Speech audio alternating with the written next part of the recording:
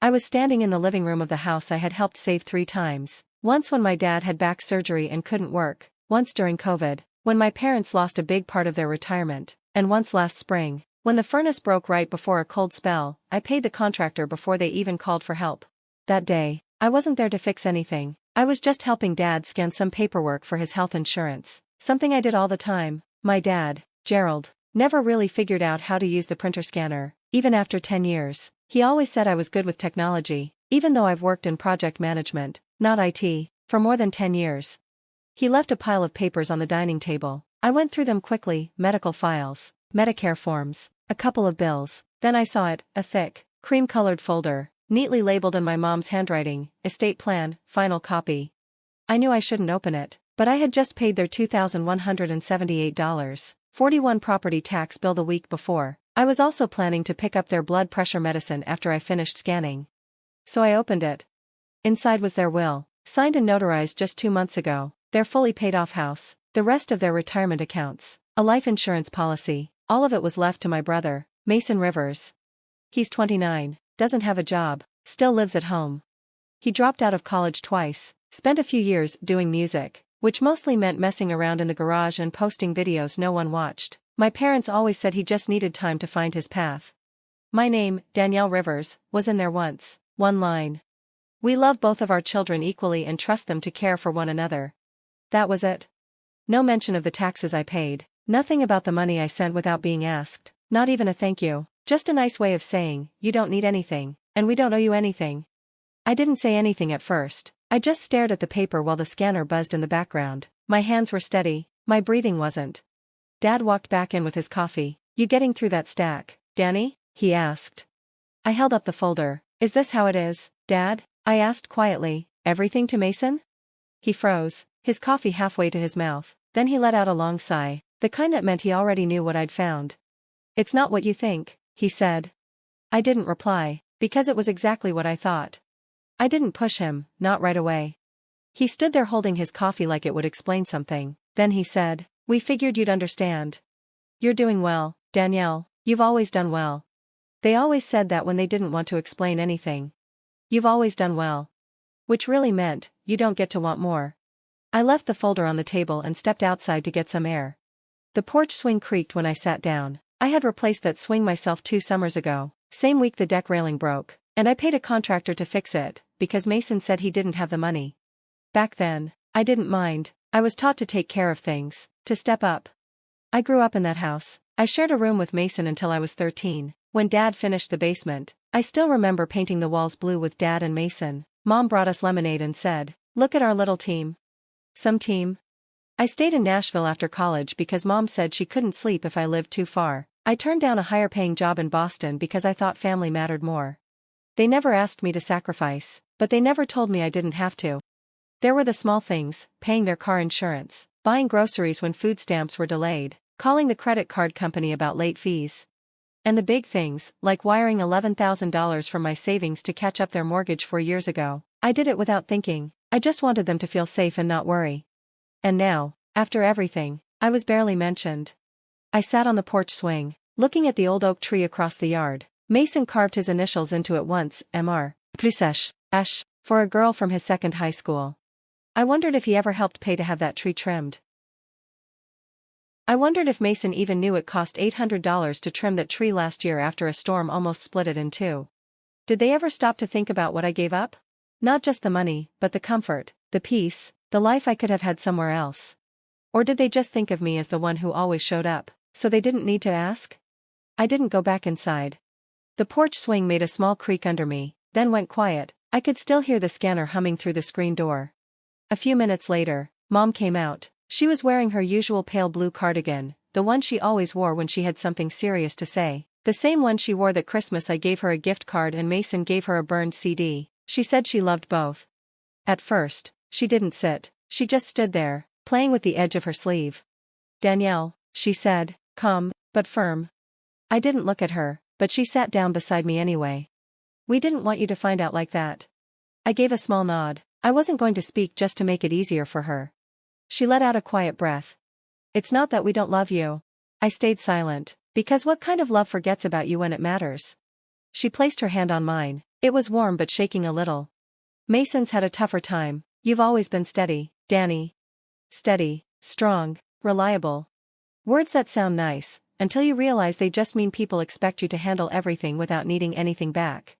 I pulled my hand away. You could have told me, I said quietly, you could have asked. She looked down at the yard, then she said it, soft like she hoped it wouldn't hit as hard. We had to co-sign for Mason, he needed help. It wasn't loud, it didn't come like a punch, but I heard everything in her tone. It wasn't just that I wasn't in the will, they had already tied themselves to him, with money, with real risk. How much? I asked. She didn't answer. Mom, how much? Still nothing. Then finally, quietly, $35,000. I stood up. The wind picked up, the old wind chime on the porch clinked once, then went still. I looked at her, not angry, just tired. You didn't choose him because he needed it, I said, you chose him because you were already in too deep. Her eyes went wide, but I didn't say it to fight, I just hadn't known the cost of helping him meant forgetting me. I didn't text, I didn't call, I just stopped. That week, I canceled the auto payment I'd set up for their utility bills, I deleted the reminder to refill their prescriptions, I paused the grocery delivery that came every Thursday at 4. No big speech, no big scene, just quiet, an empty space where I used to be. I thought they'd notice right away, but a week passed, nothing. By the second week, the messages started. Dad texted first, water bill's high this month, can you check the account? I didn't reply. Then Mom, we're out of those low-sodium crackers you always bring, Mason forgot. I didn't even open it. They weren't worried yet, they probably just thought I was busy, or tired, or in a mood. Maybe they figured I'd come back, like always. The third week, the tone changed. Mom texted, mortgage is due, can you send what you usually do? No hello, no asking how I was, just a request, just a number. I stared at it for a while. Then I typed back, ask Mason, it's his house now. I hit send, and didn't wait. 5 minutes later, she called, I let it ring. Then another message, please don't be like this, we need to talk. But there was nothing left to say. They had made their choice. I was finally living like my life mattered. That night, Mason sent a message.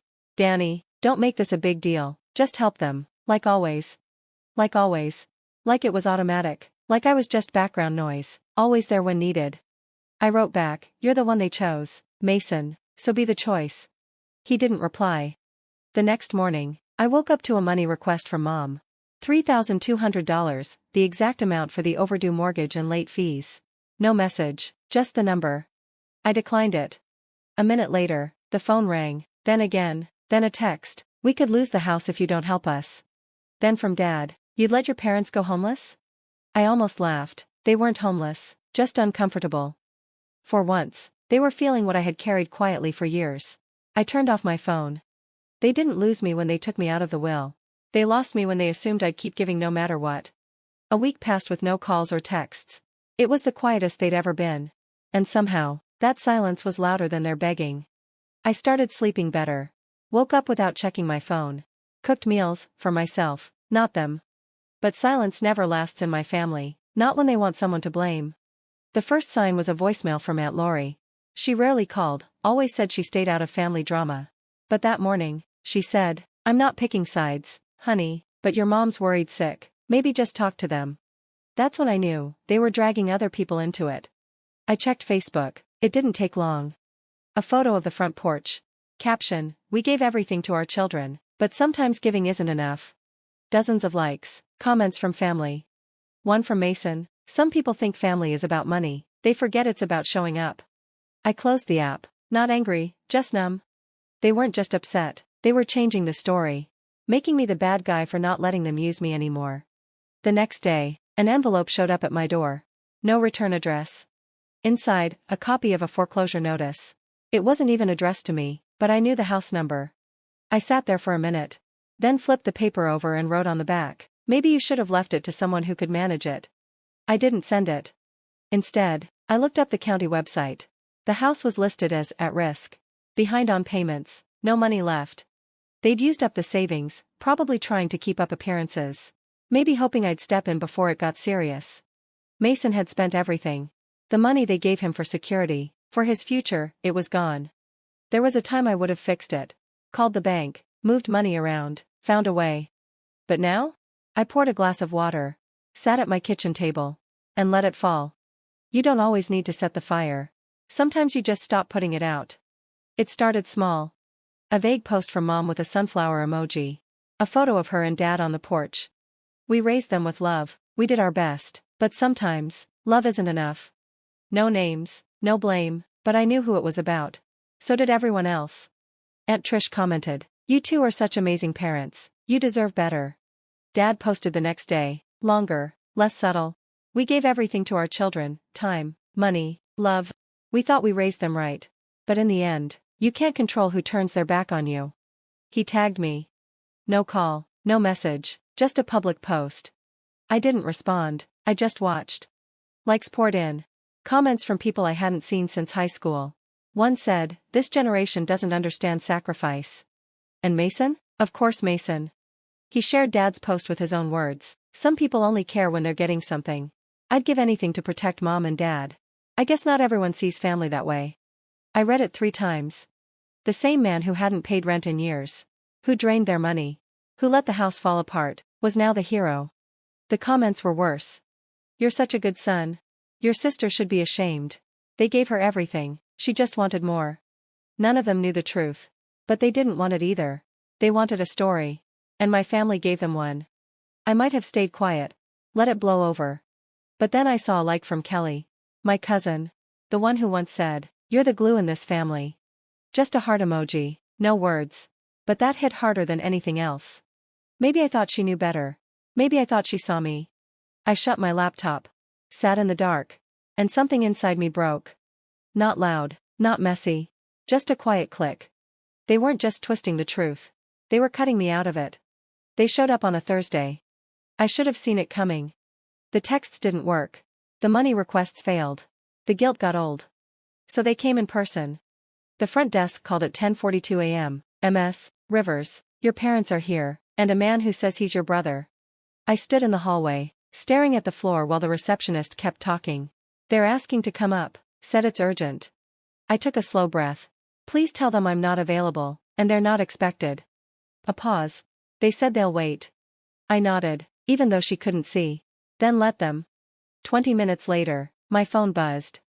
A text from Mom, "We're downstairs, open the door."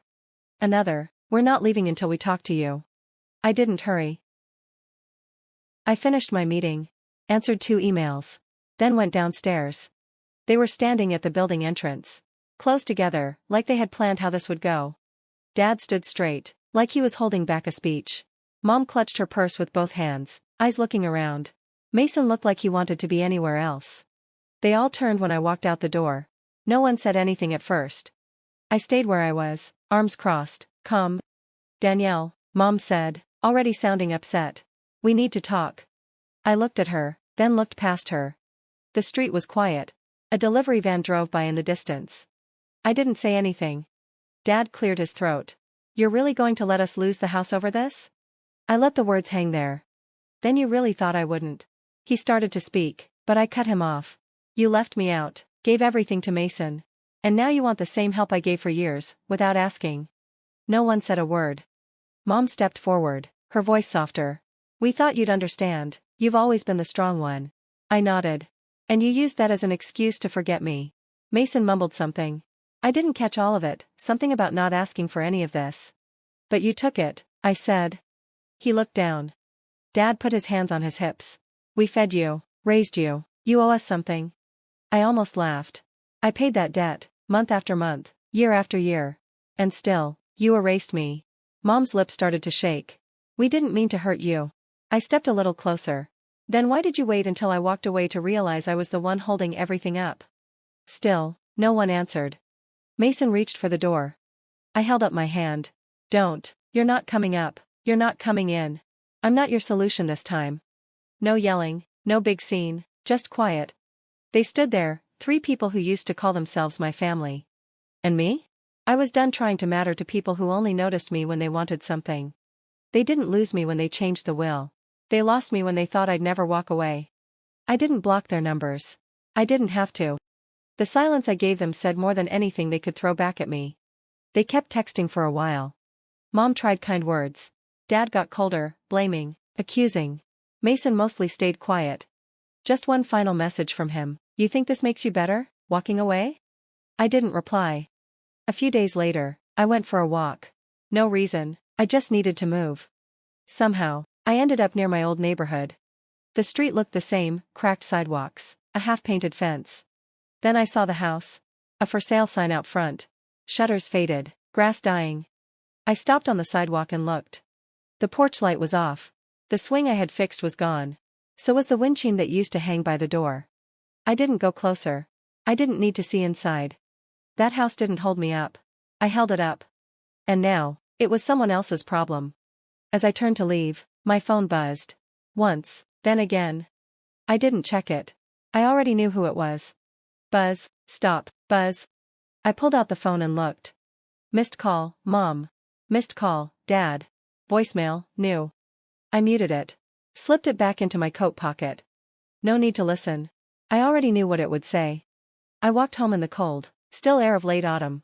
Not angry, not proud, just free. I was never their backup plan. They just liked pretending I'd never leave. If they counted on your silence but forgot your name, just leave a heart. Some of us never yelled. But we didn't vanish either.